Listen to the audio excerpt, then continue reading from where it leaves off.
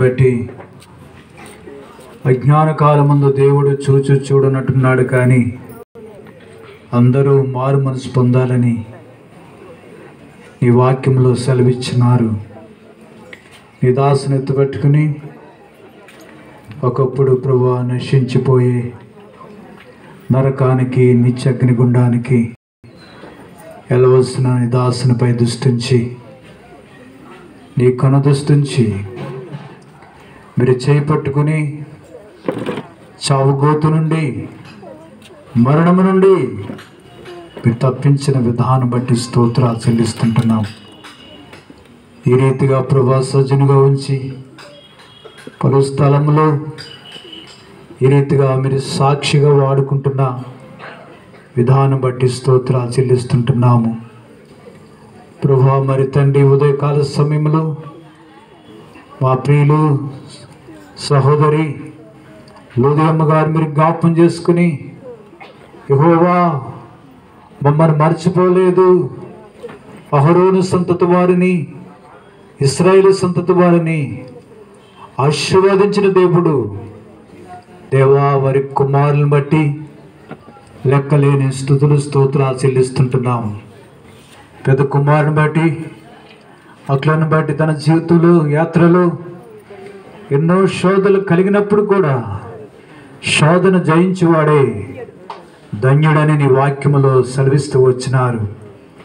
దూర ప్రాంతంలో సహోదరు కొరకు కుమారుడు బాబుని కూడా నీ గాయపడిన చేతికి అప్పగిస్తుంటున్నాను. తన నోటి ద్వారా వచ్చిన సాక్ష్యము స్థిరపరిచి బలపరిచిన ఆయన ఇప్పుడు నీ వాక్కుని పంపించి బాగు చేయవలసిందిగా ప్రార్థన చేస్తుంటున్నాం. రెండో కుమారుడు రాజేష్ను బట్టి తన భార్య కుటుంబాన్ని కూడా మీరు రక్షించుకో తండ్రి, కృప చూపించిన ఆయన.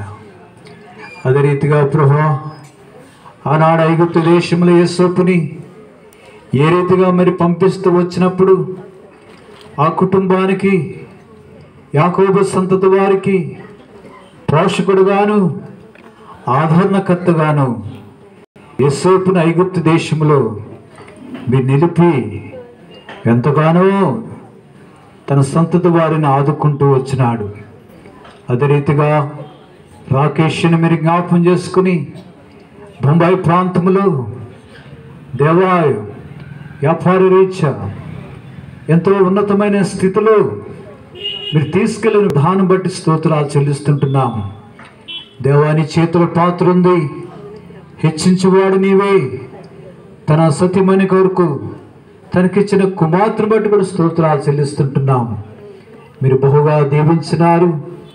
తన చేతుల కష్టార్జితను ఆశీర్వదించి ఈ మండపేటలో దేవ తలవాల్చుకోవడానికి నివాసం లేనప్పుడు ఒక చక్కటి గృహాన్ని కూడా ఒక సామ్రాజ్యముగాను, ఒక సొత్తుగా మీరు ఇచ్చిన విధానం బట్టి కూడా స్తోత్రాలు చెల్లిస్తుంటున్నాం. దేవా తిరిగి తన కుమారుడు ప్రయాణ విషయంతగా ప్రార్థించాము. తిరిగి కొడుకు